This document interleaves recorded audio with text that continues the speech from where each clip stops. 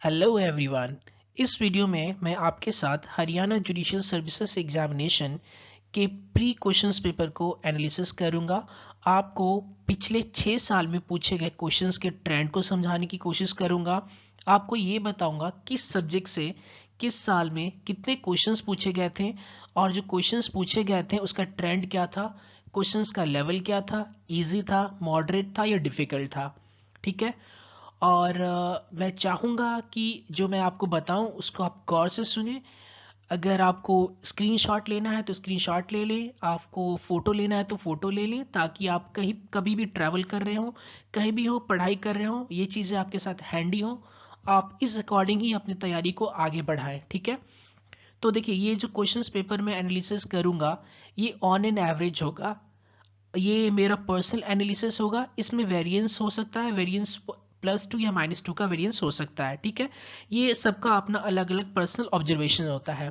तो time waste नहीं करते हैं और मैं आपको बताता हूँ कि ये पेपर ये जो वीडियो है एनालिसिस का, ये 2021 के प्री के लिए ही नहीं, आगे आने वाले कितने भी एग्जामिनेशन होंगे हरियाणा जुडिशियल सर्विसेज के लिए, ये सभी पेपर के लिए बहुत कारगर होगा, बहुत ज़्यादा क्रूशियल रहने वाला है। तो देखिए, मैं स्लाइड वाइज जो सब्जेक्ट को कवर करूंगा वो उसका इंपॉर्टेंस उसी स्लाइड वाइज होगा। अगर मैंने पहले स्लाइड में 6 सब्जेक्ट या 7 सब्जेक्ट को कवर कर रखा है तो वो प्रायोरिटी पे रहेगा, यानी कि ये सारे सब्जेक्ट को आपको प्रायोरिटी पे रखनी है, इन सब्जेक्ट को पहले कवर करना है। फिर स्लाइड 2 में लेस इंपॉर्टेंट होगा और फिर उसके बाद इंपॉर्टेंट होगा, यानी कि इसकी जो इंपॉर्टेंस है वो स्लाइड के अकॉर्डिंग घटती जाएगी। आपको पहले नंबर पे क्या रखना है, दूसरे नंबर पे क्या रखना है और तीसरे नंबर पे क्या रखना है, इसके अकॉर्डिंग आपको डिसाइड करना है। उसी अकॉर्डिंग आपको सब्जेक्ट को पढ़ना भी है और सब्जेक्ट को तैयार भी करना है। ठीक है। तो देखिए, सब्जेक्ट वाइज मैंने यहाँ पे मेंशन कर रखा है constitution, CPC, CrPC, IPC, evidence, contract and specific relief act. और यहाँ पे मैंने डाल रखा है ईयर, कि किस ईयर में किस सब्जेक्ट से कितने क्वेश्चंस पूछे गए हैं। तो अगर आप 2010, 2011, 2013, 14 और 17 और 18 को देखें तो कॉन्स्टी से ऑन एन एवरेज का देखिए, पहले 2010 में 12 क्वेश्चंस पूछा गया था, 2011 में 19, 2013 में 18, 2014 में 9, फिर 2017 में 9, फिर 2018 में 13। तो ऑन एन एवरेज अगर आप इन सबको इसका एवरेज निकालें तो 12 से 15 क्वेश्चंस हर एक साल कॉन्स्टी से पूछा जाता है। तो आप याद रखिए कि आपको कॉन्स्टी पे अच्छा खासा टाइम डिवोट करना है और कॉन्स्टी को बहुत अच्छी तरीके से कवर करना है, क्योंकि सिर्फ यही एक अकेला सब्जेक्ट है जो कि 15 मार्क्स यानी कि 15 क्वेश्चंस जो है आपको इससे आपको हिट किया जाएगा, पूछा जाएगा। ठीक है।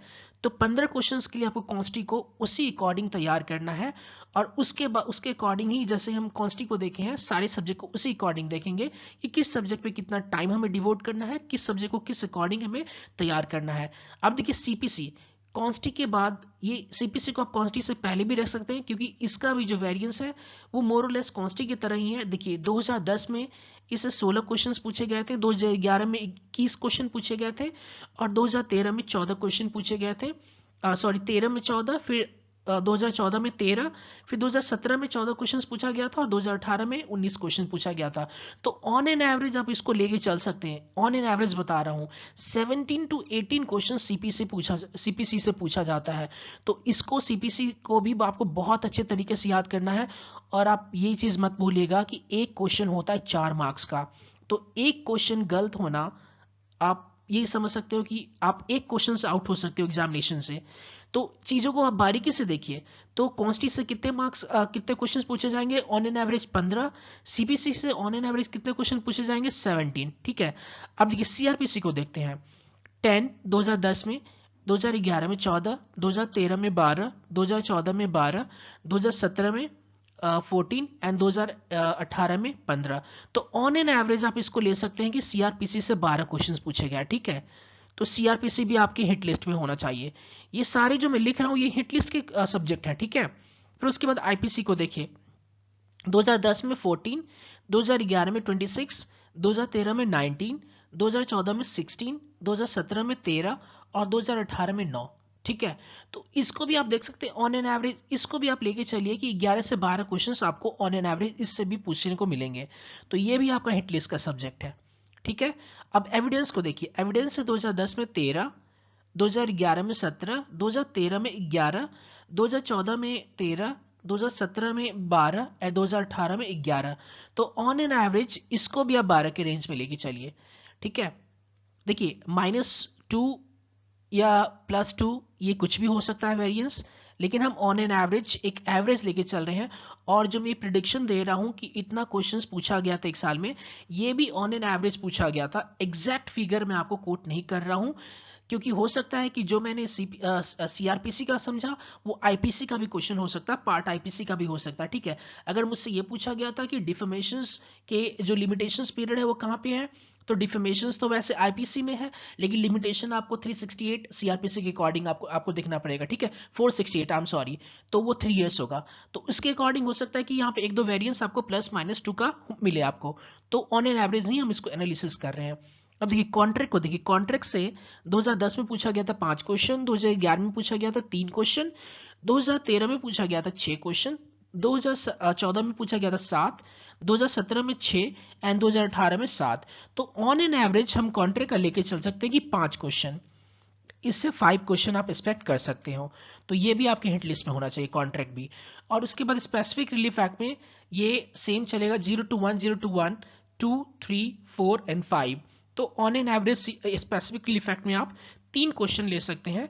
इसको मैंने फर्स्ट स्लाइड पे इसलिए रखा है कि specific relief act and contract मिलता जुलता है, और क्योंकि कॉन्ट्रैक्ट होगा तभी स्पेसिफिक रिलीफ आपको मिलेगा, क्योंकि स्पेसिफिक रिलीफ होता है किसका, कॉन्ट्रैक्ट का होता है।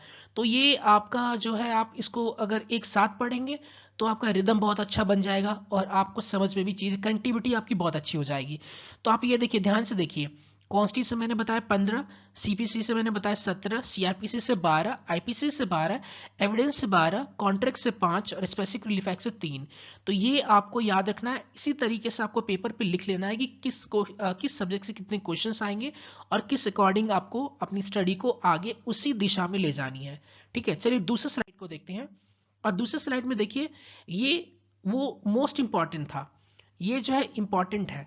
अब इंपॉर्टेंट में क्या है, सेल ऑफ गुड्स। इससे 2 क्वेश्चंस, इस ऑन एन एवरेज आप देखिए, ईयर तो लिखा हुआ है 2010 में 2 क्वेश्चन पूछा गया था, 11 में 2 क्वेश्चन पूछा गया था, 13 में 3 क्वेश्चन, 14 में 5 क्वेश्चन, 17 में 2 क्वेश्चन, 18 में 5 क्वेश्चन।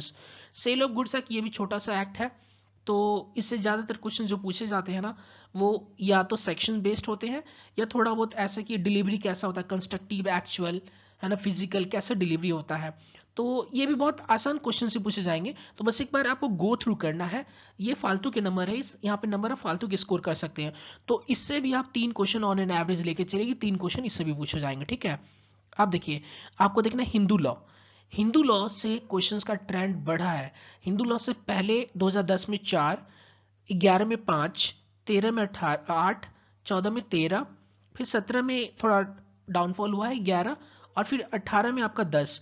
तो इसको हिंदू लॉ में आपको ट्रेंड क्या देखने को मिला है कि कम से ज़्यादा बढ़ा है, यानी कि क्या कह रहा है, पहले कम क्वेश्चन पूछा जाता था, लेकिन धीरे धीरे जैसे जैसे ईयर आगे गया है, क्वेश्चंस, नंबर ऑफ क्वेश्चंस जो है इंक्रीज होते चले गए हैं। तो हिंदू लॉ में ऑन एन एवरेज, आप ऑन एन एवरेज बता रहा हूँ, 8 to 9 क्वेश्चंस आप लेके चल सकते हो। तो हिंदू लॉ को बहुत अच्छे तरीके से लिखना है, आपको तैयार करना है। अब आप याद यहाँ देखिए, मैंने यहाँ पे मुस्लिम लॉ नहीं दिखाया, क्योंकि मुस्लिम लॉ से क्वेश्चंस आपको बहुत कम मिलेंगे। आपको 3 या 4 क्वेश्चन ही मिलेंगे, वो भी कभी कभी 2 भी मिल जाएंगे। तो मुस्लिम लॉ पे आपको ज़्यादा ध्यान नहीं देना, आपको ज़्यादा ध्यान हिंदू लॉ पे देना है, ठीक है। फिर उसके बाद लिमिटेशन एक्ट देखिए, इसमें टोटल सेक्शंस ही 32। तो ये फालतू के नंबर है, तो इसमें आप 2 से 3 क्वेश्चन एक्सपेक्ट कर सकते हैं, तो 2 क्वेश्चन आप इसमें एक्सपेक्ट कर सकते हैं। और ये जो सारे सब्जेक्ट थे, ये आपके मेजर सब्जेक्ट हैं। ये सब्जेक्ट आपको यही नहीं बल्कि हर एक स्टेट में काम आएंगे। मोस्ट ऑफ द स्टेट्स में आप जहाँ पे जुडिशरी में अपीयर होते हो, ये सारे सब्जेक्ट आपको देखने को मिलेंगे। तो ये सारे सब्जेक्ट आपने ऑलरेडी कभी ना कभी किसी ना किसी स्टेट्स के लिए ऑलरेडी पढ़ रखा होगा। तो आपको एक क्विक रिविजन करना है। जो आप ये सारी चीज़ें मैं बता रहा हूँ, आप 1 हफ्ते के अंदर में सारी चीज़ों को रिवीजन कर सकते हो। लेकिन हाँ, ये रिवीजन वो करेगा जिसकी स्ट्रेटेजी, जिसकी जो है कॉन्सेप्ट, इसकी कॉन्सेप्ट क्लैरिटी ऑलरेडी अच्छी होगी, तो उसके लिए रिवीजन करना आसान हो जाएगा 7 से 10 दिनों में। आप देखिए, ये जो मैं थर्ड स्लाइड में बता रहा हूँ, ये लेस इंपॉर्टेंट है। आप चाहो तो इसको छोड़ दो, अगर आपके पास टाइम नहीं है तो इसको देखो ही मत। पार्टनरशिप को देखो, इससे 6 क्वेश्चन 2010 में। अब आपको यहाँ पे डाउनफॉल दिखेगा, 11 में 3, 13 में 2, 14 में 3, 17 में 3 और 16 में 3। तो ऑन एन एवरेज आप इसको लेके चल सकते हो कि 3 क्वेश्चंस। अगर पार्टनरशिप एक्ट वैसे तो आसान है, आई थिंक कितने सेक्शन है, 70 प्लस सेक्शन है, 70 प्लस सेक्शन है इसमें भी। तो ये भी आप एक बार क्विक गो थ्रू कर सकते हो। रजिस्ट्रेशन एक्ट से आपको ऑन एन एवरेज 2 क्वेश्चन को देखने को मिलेगा। तो रजिस्ट्रेशन एक्ट में कुछ इंपॉर्टेंट सेक्शन है, सेक्शन जैसे कि आप 23 हो गया, 17 हो गया, कुछ इंपॉर्टेंट सेक्शन है, डेफिनेशन वाला क्लॉज हो गया, वो सब देख सकते हो इसमें। तो रजिस्ट्रेशन एक्ट से आप 2 क्वेश्चन आपको देखने को मिल सकता है। पंजाब कोर्ट एक्ट अगर आपने पहले नहीं पढ़ा है और आपको डिफिकल्ट लग रहा है तो मैं बोलूँगा इसको छोड़ दो, आपको नहीं देखना है, क्योंकि ये और बाकी किसी स्टेट में आपको नहीं मिलेगा, आप इसको छोड़ सकते हो। रेंट कंट्रोल एक्ट अगर आपने किसी पहले नहीं पढ़ा हुआ है, आपके पास टाइम लेस है, बहुत कम टाइम बचा हुआ है, टाइम तो अब ऐसे भी है ही नहीं, तो आप इसको भी छोड़ दो, नहीं देखना है। मुस्लिम लॉ को अगर आपने पहले नहीं पढ़ा हुआ है या इस पे आपका कमांड नहीं है, तो आप मुस्लिम लॉ को भी छोड़ दो। इन 3 को आसानी से छोड़ दो, छोड़ दो मैं कह रहा हूं, तो उसको देखना ही नहीं है, इसको बिल्कुल ही भूल जाओ। इससे क्वेश्चंस आप ऐसे भी 1-2 क्वेश्चन सही कर ही दोगे, ठीक है। 5 1/5 नेगेटिव मार्किंग है, तो आप 4 भी करोगे, 4 में से 1 भी सही हो तो आप प्लस में ही रहोगे, माइनस में नहीं रहोगे, ठीक है। तो आप इनको छोड़ दो, स्ट्रैटेजी समझो जो मैं बता रहा हूँ, चीज़ को समझने की कोशिश करो। इन पे टाइम दोगे, इससे अच्छा टाइम उस मेजर एक्ट पे दो जहाँ से 15 ऑन एन एवरेज क्वेश्चंस पूछे जा रहे हैं, वहाँ पे आप ज़्यादा स्कोर कर पाओगे। यहाँ पे टाइम देके अपना टाइम भी खराब करोगे और कॉम्पिटिशन से बाहर भी होने का चांसेस आपके लिए ज़्यादा बढ़ जाएगा, ठीक है। अब जो मैं आपके साथ एनालिसिस करने वाला हूँ, वो प्रीवियस ईयर के क्वेश्चंस को एनालिसिस करने वाला हूँ, आपको समझाने वाला हूँ कि प्रीवियस ईयर में हरियाणा जुडिशरी कैसा क्वेश्चन पूछता है और कैसे क्वेश्चंस पूछे जाने की संभावनाएं हैं इस बार, जो आप 13 नवंबर को पेपर दोगे, 13 नवंबर को जो पेपर दोगे आप। अब ये देखिए, ये पेपर उन बच्चों के लिए बिल्कुल नहीं जो इंडेक्स रट के जाते हैं, इंडेक्स से आपका काम नहीं बनने वाला है। अगर आप ये सोच रहे हैं कि इंडेक्स पढ़ के चले गए, सेक्शंस को देखें, 2 पेज 4 पेज 5 पेज का इंडेक्स याद कर लिया, रट्टे मार लिया, तो उनसे ये पेपर कतई क्लियर नहीं होने वाला। मैं बोल रहा हूँ, आपको पेपर क्लियर करने के लिए आपकी कॉन्सेप्ट क्लैरिटी होनी चाहिए। और आपको यहाँ पे अभी आपको मैं लाइव दिखा रहा हूँ, ये देखिए जो 2008 का क्वेश्चन मैं आपके सामने रख रहा हूँ। 2008 में किस तरह के क्वेश्चन पूछे गए थे, मैं ऑप्शन नहीं दे रहा हूँ, सीधा सीधा आपको क्वेश्चन समझा रहा हूँ। अब ये पूछा गया कि पीएम हेड किसका होता है, हेड होता है वो गवर्नमेंट का, तो प्रेसिडेंट किसका हेड होता है, स्टेट का। तो यहाँ पे आपके साथ ही गवर्नमेंट के साथ साथ ऑप्शन क्या दे देगा, काउंसिल ऑफ मिनिस्टर दे देगा, यहाँ पे हेड ऑफ स्टेट दे देगा, स्टेट दे देगा। तो आप अगर आपकी किसी कॉन्सेप्ट क्लैरिटी नहीं है तो क्यों मारने जाएगा हेड ऑफ द गवर्नमेंट, तो काउंसिल ऑफ मिनिस्टर मार देगा कि प्राइम मिनिस्टर तो काउंसिल ऑफ मिनिस्टर का हेड होता है, तो आपका क्वेश्चन गलत हो जाएगा। नहीं, प्राइम मिनिस्टर जो हेड होता है गवर्नमेंट का, और जो प्रेसिडेंट हेड होता है वो स्टेट का हेड होता है, ठीक है। स्टेट के हेड को प्रेसिडेंट, जो स्टेट का हेड होता है वो प्रेसिडेंट होता है, ठीक है। दूसरे क्वेश्चन को देखिए, अब ये fine was not a punishment in ancient time, थोड़ा हटके क्वेश्चन था। अब ये आपको कहाँ मिलेगा, किस एक्ट में आपको पढ़ने को मिलेगा, बताइए, किसी एक्ट में नहीं है। तो ये कॉन्सेप्ट से आएगा आपका कि जैसे फाइन का प्रोविजन तो आईपीसी में है, कहाँ पे दिया हुआ है, 53 से आप पढ़ोगे तो आप लेके जाओगे, फाइन से ही स्टार्ट होता है वो, ठीक है। पांच पांच तरह के फाइन दिए हुए, 6 था, एक हट गया है, वो एक को हटा दिया गया है। तो फाइन जो है was not a punishment in ancient time. तो यानी कि जो बच्चे ऑलरेडी एमसीक्यू लगा रहे हैं, पढ़ रखे, ऑलरेडी उन्होंने पढ़ रखा है इस चीज़ को, तभी वो सही कर पाएंगे, वरना तुक्के में तो सही नहीं होने वाला है। अब देखिए, ये पूछा गया कि 39 जो कॉन्स्टिट्यूशनल अमेंडमेंट था, उसको अनकॉन्स्टिट्यूशनल किस अमेंडमेंट के थ्रू एंड किस केस में उसको अनकॉन्स्टिट्यूशनल डिक्लेयर कर दिया गया। तो 39 कॉन्स्टिट्यूशनल अमेंडमेंट को इंदिरा नेहरू गांधी वर्सेस राज नारायण के केस में इसको अनकॉन्स्टिट्यूशनल डिक्लेयर कर दिया गया था, और 44th अमेंडमेंट में भी इसी का जिक्र किया गया था, ठीक है।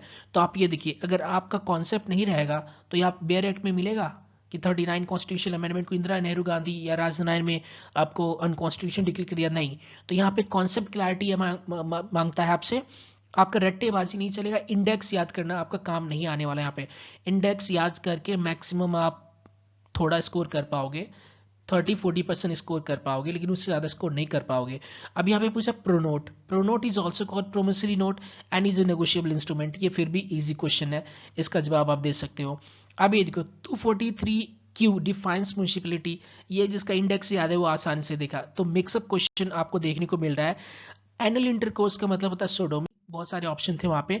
अब देखिए 2010 का क्वेश्चन को एनालिसिस कर रहा हूं आपके सामने, 2010 का क्वेश्चन का ट्रेंड देखिए। अब ये पूछा है कि लोकस स्टैंडी का मतलब क्या है, तो लोकस स्टैंडी का मतलब होता है राइट टू इंटरवेन, और लोकस स्टैंडी किसका एक्सेप्शन है, पीआईएल का एक्सेप्शन है। ठीक है। यानी कि लोकस स्टैंडी का मतलब क्या, आपका अपना इंटरेस्ट है जिसके लिए आप सूट फाइल कर रहे हो, एप्लीकेशन प्रेजेंट कर रहे हो, कुछ भी कर रहे हो, अपील कर रहे हो, तो उसमें आपका अपना इंटरेस्ट है। पीआईएल में तो कुछ अपना इंटरेस्ट होता नहीं है, तो PIL is an exception of locus standi. तो कॉन्सेप्ट क्लैरिटी चाहिए आपकी। अब देखिए दूसरा क्वेश्चन होता है illegality renders a contract void. अब इलेगिलिटी, जो इलीगलिटी कहाँ पे, आप देखिए इलीगल कॉन्ट्रैक्ट, लीगल कॉन्ट्रैक्ट या वॉइडेबल कॉन्ट्रैक्ट, वॉइड कॉन्ट्रैक्ट। अब ये सब कॉन्सेप्ट है, ये आपको कॉन्सेप्ट से समझ में आएगा कि वॉइड कॉन्ट्रैक्ट क्या होता है, इलीगल कॉन्ट्रैक्ट क्या होता है, लीगल कॉन्ट्रैक्ट क्या होता है, वॉइडेबल कॉन्ट्रैक्ट क्या होता है, कॉन्ट्रैक्ट बिकम्स वॉइड क्या होता है, ठीक है, सब्सिक्वेंट वॉइड क्या होता है, इनिशियल वॉइड क्या होता है। तो ये सारे कॉन्सेप्ट की क्लैरिटी ही है। अब देखिए तीसरे क्वेश्चन को देखिए, total number of seats in Lok Sabha in Haryana कितना है। ये थोड़ा जीके का क्वेश्चन है, तो यहाँ पे 10 है। तो ये 2010 के क्वेश्चंस के अकॉर्डिंग मैं आपको बता रहा हूँ।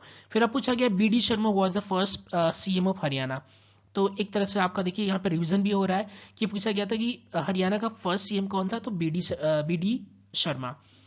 अब पूछा कि हरियाणा वॉज क्रिएटेड, हरियाणा को कब क्रिएट किया गया था, 1 नवंबर 1966 को हरियाणा को क्रिएट किया गया था। फिर पूछा गया था res judicata is not applicable to consent और compromise decree and dismissal for default. ठीक है, तो ये भी अगेन कॉन्सेप्ट है, प्योर कॉन्सेप्ट है कि रेस जुडिकाटा जो है किस पे एप्लीकेबल नहीं होता है, consent and compromise decree and dismissal of suit पर डिफॉल्ट, इस पे रेस जुडिकाटा एप्लीकेबल नहीं होता है। अब 2010 में ही 11 का देखिए, 2011 में से कुछ क्वेश्चंस मैं आपको बता रहा हूँ। अब यहाँ पे पूछा गया है highest number of Lok Sabha seat कहाँ पे है, राजस्थान में है, followed by Andhra Pradesh, second number पे आता है, फिर आता है उड़ीसा। आप क्वेश्चन को देख सकते हैं, क्वेश्चन में आपको ये मिल जाएगा। फिर पूछा कि बैटल ऑफ लोंगेवाला कब हुआ था, 1971 में हुआ था। फिर पूछा था सेक्शन 14 ऑफ ये आपका पार्टनरशिप एक्ट है, ये किसके बारे में बात करता है, तो ये बोलता है गुडविल, और गुडविल इज एन एक्सेप्शन। ठीक है, यानी कि गुडविल को आप सेल कर सकते हो, गुडविल के सेल पर रिस्ट्रिक्शन नहीं लगा सकते हो। ठीक है, तो ये सारी चीज़ है, लगा सकते हो सॉरी। अब देखिए यहाँ पे 14 क्वेश्चन 4 को देखिए, the state with the highest population density. अब ये पूछा गया था कि वो कौन सा स्टेट है जहाँ पे पॉपुलेशन डेंसिटी सबसे ज़्यादा है, तो वेस्ट बंगाल है। फिर पूछा गया था section 311 of CrPC can be exercise even after evidence of both the sides are closed. यानी कि 311 को आप एक्सरसाइज कर सकते हो even after evidence of both the sides are closed. फिर देखिए 6 में misconduct in public by a drunken person is an annoyance under section 510 of IPC. चलो ठीक है, ये तो इंडेक्स से आगे की 510 में annoyance की बात कर रहा है, लेकिन फिर भी आप इसमें कोई न्यूसेंस भी मार सकता है अगर उसकी कॉन्सेप्ट क्लैरिटी कम है। तो ऐसे क्वेश्चंस कुछ आसान, कुछ मिक्सअप तरह के क्वेश्चंस भी, यानी कि कुछ कुछ तो आपको इजी मिलेंगे, कुछ मॉडरेट और कुछ वे डिफिकल्ट मिलेंगे आपको। तो मैं बार बार ये बता रहा हूँ, आपकी क्लैरिटी अच्छी होनी चाहिए पेपर को क्वालिफाई करने के लिए। फिर पूछा गया section 368 of IPC defines physical taking. कौन सा टेकिंग होना चाहिए, फिजिकल टेकिंग होना चाहिए। अब टेकिंग क्या आपको पता, 361 है क्या, किडनैपिंग है, तो किडनैपिंग दो प्रकार के होते हैं ना, kidnapping for media, kidnapping for lawful guardianship. अब ये क्या लॉफुल गार्जियनशिप है तो फिजिकल टेकिंग होना चाहिए, मेंटल या फिर एक्चुअल टेकिंग होना चाहिए। तो ये सारे कॉन्सेप्ट की बात की जा रही है। फिर क्वेश्चन नंबर 8 को देखिए, 8 में पूछा गया था causing death of a child in mother's वॉर्म इज नॉट होमिसाइड। मदर के वॉर्म में किसी बच्चे का डेथ कर देना ये होमिसाइड ना तो इंडिया में है ना इंग्लैंड में, तो ये है क्या, आपको ये भी होना चाहिए ना, ये है क्या, तो ये मिसकैरेज कहलाता है। तो ये सारे कॉन्सेप्ट है। A decision on issue of law may और may not operate res judicata. अब ये पूछा गया था क्या कोई भी डिसीजन इश्यू ऑफ लॉ पे क्या वो रेस जुडिकाटा की तरह ऑपरेट होगा, तो हाँ मे ऑपरेट, मे नॉट ऑपरेट, क्योंकि लॉ बाद में चेंज भी हो सकता है। लॉ तो समझ के डायनेमिक है ना, समय के अकॉर्डिंग चेंज होता रहता है, जैसे जैसे समय बदलता है लॉ भी उसके अकॉर्डिंग चेंज होता रहता है। ठीक है, अब फिर 10th क्वेश्चन को देखिए, पूछा गया था a party filing affidavit in reply of interrogatories is conclusive proof. अगर कोई पार्टी किसी इंटेरोगेटरीज के रिस्पॉन्स में अगर कोई एफिडेविट फाइल करता है तो वो कंक्लूसिव प्रूफ कहलाता है। ठीक है, तो ये आपका 2011 देख लिया आपने। अब 2013 के स्लाइड को देखिए, 2013 में क्या पूछा गया था कि under section 39 general public does not have any duty for offences like house trespass. अब देखिए आप 39 में क्या बताया कि जनरल पब्लिक की ड्यूटी बनती है कि अगर कोई ऑफेंस हो रहा है उसके नेबरिंग में, उसके आसपास, तो उसकी इन्फॉर्मेशन क्या दे, पुलिस को दे या फिर कोई भी ऑफिसर से अपॉइंटेड है उसको, विलेज ऑफिसर से उसको दे। ठीक है, लेकिन किस केस में नहीं देगा, जैसे हाउस ट्रेसपास में, इसमें उसकी कोई ड्यूटी नहीं है कि वो पुलिस को इसकी इन्फॉर्मेशन दे। अब रेस जुडिकाटा लिटरली मीन्स क्या था, थिंग्स डन। अब रेस जुडिकाटा कहाँ पे डिफाइन है, चलिए ठीक है, रेस जुडिकाटा आपने देख लिया कि 11 में डिफाइन है। अब इसका मतलब क्या होता है, थिंग्स डन। है ना, थिंग्स हर्ड एक्चुअली। सेक्शन 3, अब सेक्शन 57 की बात की जा रही है यहाँ पे। अब बोलता है court is not bound to take judicial notice. अब ये सेक्शन 57 किसकी, एविडेंस एक्ट। तो ये बोल रहा है कि court is not bound to take judicial notice of national emblem of every state recognised by the government of India. फिर एक क्वेश्चन पूछा गया था फोर्थ वाला, ये 2013 का मैं बात कर रहा हूँ। Documents forming records of acts of public officers of a foreign country is not a public document. तो पब्लिक डॉक्यूमेंट क्या है क्या नहीं है, ये भी आपको देखना पड़ेगा, ठीक है। और फिर पूछा गया no estoppel by conduct. Conduct के द्वारा कोई स्टॉपल होता है नहीं, कंडक्ट एक्सेप्शन है, कंडक्ट के द्वारा कोई स्टॉपल नहीं होता है। फिर पूछा गया joint liability under section 42 of Indian contract act incorporates the principle of survivorship and succession. अब यहाँ पे 42 को पढ़ लीजिए, आपको देखने को नहीं मिलेगा। तो ये डेरिवेटिव डेफिनेशन, आपको कुछ चीजें डेरिवेटिव होगी, आपको निकालना पड़ेगा खुद से एक्सट्रैक्ट करना पड़ेगा उस चीज को। तो section 42 of Indian contract act ये किस पे बेस्ड है, ये सर्वाइवरशिप एंड सक्सेशन के ऊपर बेस्ड है। अब देखिए क्वेश्चन नंबर 7 में पूछा गया था, यानी कि अपने अकॉर्डिंग मैं इसको नंबरिंग दे रखा हूँ। एक क्वेश्चन पूछा गया था article 217(3) age of the high court जजेस ये कौन डिसाइड करता है। आपके पास बहुत सारे ऑप्शन है, गवर्नर रहेगा, स्टेट गवर्नमेंट रहेगा, पार्लियामेंट रहेगा, प्रेसिडेंट रहेगा। तो कॉन्सेप्ट नहीं है, आप नहीं पढ़ा है तो गलत मारोगे आप। कौन डिसाइड करता है, प्रेसिडेंट डिसाइड करता है, ठीक है। फिर आगे अगले क्वेश्चन को देखिए, ये पूछा गया है section 14B deals with the implied warranty in every contract of sale. जितने भी कॉन्ट्रैक्ट ऑफ सेल होते हैं उसमें एक इम्प्लाइड वारंटी होता है। अब आपको ये समझ इम्प्लाइड क्या होता है, एक्सप्रेस क्या होता है, अब यहाँ पे तो मैं नहीं समझाऊंगा। तो ये सारे आपकी जो है फैक्ट्स क्लियर होने चाहिए कि एक्सप्रेस क्या होता है, इम्प्लाइड क्या होता है, कंस्ट्रक्टिव क्या होता है। फिर देखिए 9th को देखिए, as a general rule interest in coparcenary property is acquired by virtue of birth. अब जो है ये पूछा गया कि ये जनरल रूल, अब आपको पता होना चाहिए कि जनरल रूल क्या होता है, स्पेशल रूल क्या होता है। कुछ क्वेश्चंस पूछे जाते हैं, अगर मान लीजिए कि वहाँ पे कुछ अलग से नहीं दिया तो जनरल क्वेश्चन है, अगर कुछ ने स्पेसिफिकली दे दिया तो स्पेसिफिक क्वेश्चन है, ठीक है।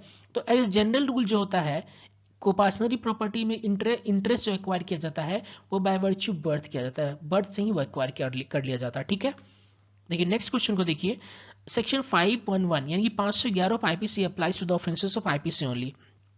अब ये बताइए कि 511 जो आपने बताया अटेम्प्ट की बात कर रहे हैं, अगर कहीं पे कुछ नहीं दिया है तो 511 का आईपीसी का क्या दूसरे ऑफेंसेस के लिए स्पेशल लॉ बना हुआ है कोई, या कोई लोकल लॉ बना हुआ है उसके अगेंस्ट, उसमें भी कुछ ऑफेंसेस हैं जिसमें कहीं पे अटेम्प्ट को डिफाइन नहीं किया है, तो क्या उसके उसमें भी ये 511 का प्रोविजन अप्लाई करेगा, नहीं, क्योंकि 511 का प्रोविजन सिर्फ आईपीसी वाले ही ऑफेंसेस पे अप्लाई करेगा और किसी पे नहीं करेगा, ठीक है। 2013 के अगले स्लाइड को देखिए, ये नेक्स्ट एक क्वेश्चन पूछा गया था, स्मिथ वर्सेस देशमुख किसका केस है, एक क्रिमिनल कॉन्स्पिरेसी का केस है। फिर पूछा गया था if the offender is armed with deadly weapons, अगर कोई ऑफेंडर डेडली वेपन्स के साथ गया है कहीं पर ऑफेंस करने के लिए, कब, जब वो डकैती को अटेम्प्ट कर रहा है, यहाँ पे डकैती कर नहीं रहा है, यहाँ पे देखिए अटेम्प्ट कर रहा है डकैती को, then he is liable for rigorous imprisonment for at least 7 years. और ये कहाँ पे दिएगा, ये प्रोविजन आपको मिलेगा 398 ऑफ आईपीसी में, ठीक है। अगले क्वेश्चन को देखिए, नेवी डे, ये तो बहुत आसान क्वेश्चन है, 4 दिसंबर को मनाया जाता है। फिर India has organised Asian game कितने बार, 2 बार। जीएस का क्वेश्चन पूछा गया था, आगा खान कप किससे रिलेटेड, हॉकी से। देखिए ये सारे जो स्टैटिक जीके का पार्ट है ये सारे स्टैटिक है, स्टैटिक जीके का मैंने वीडियो अपने चैनल पे बना रखा है, कवर कर रखा है, आप जाके देख सकते हैं।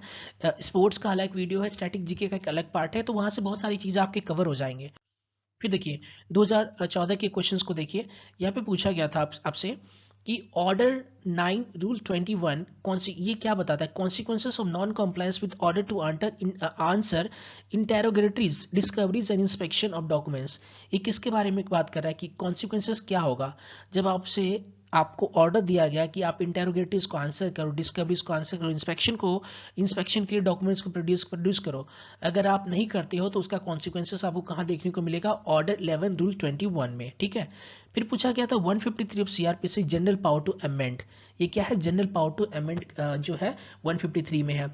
तो आप यहाँ पे देखिए 153, 53A, 53B ये सारे इंपॉर्टेंट सेक्शंस है, आप इसको देख सकते हैं। फिर पूछा गया कि section 141 of Indian contract act ये किसके ऊपर बेस्ड है, ये बेस्ड है आपका श्योरिटीज राइट्स ऑफ सबरोगेशंस। किसकी राइट की, श्योरिटी राइट्स ऑफ सबरोगेशंस। अब सबरोगेशन क्या होता है, आप टीपी अगर आपका अच्छा है तो सबरोगेशन को बहुत अच्छी तरह से डिफाइन कर सकते, stepping in the shoes of other, ठीक है।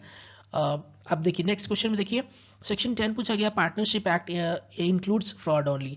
अब सेक्शन 10 में जो पार्टनरशिप एक्ट है, मतलब अगर किस पार्टनरशिप के किस एक्ट के लिए अगर पार्टनरशिप में किसी एक्ट से कंपनी को कुछ लॉस हुआ है, यानी कि पार्टनरशिप फॉर्म को कोई लॉस हुआ है, तो उसके लिए वो हर्जाना पे करेगा। वो एक्ट कैसा होना चाहिए फ्रॉड के लिए, जो अगर कोई फ्रॉड वाले एक्ट से अगर पार्टनरशिप फॉर्म को नुकसान हुआ है तो उसकी भरपाई ये लोग करेंगे।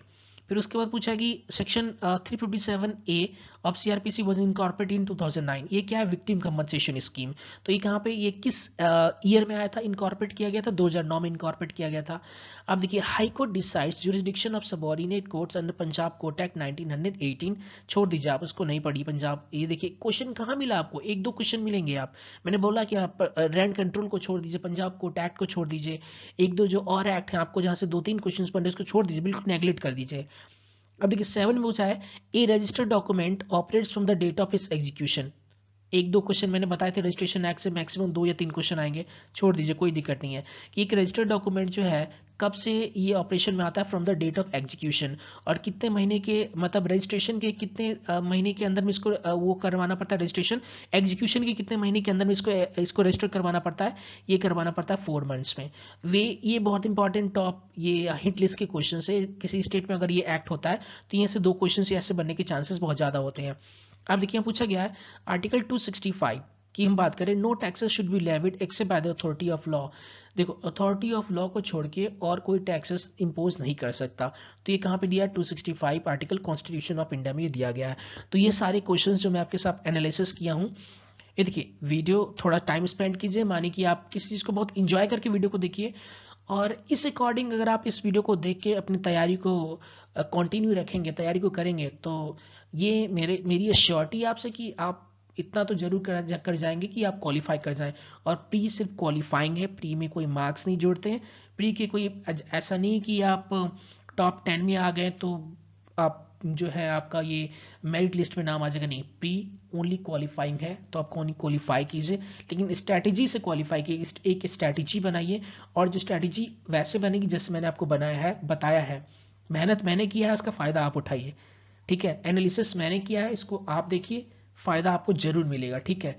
अगर वीडियो आपको पसंद आता है तो कहने की बात नहीं है, वीडियो को आप सब्सक्राइब कीजिए, लाइक कीजिए, शेयर कीजिए, ठीक है।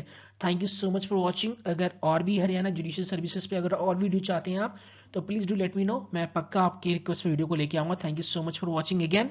Stay blessed, God bless you all, take care, bye bye.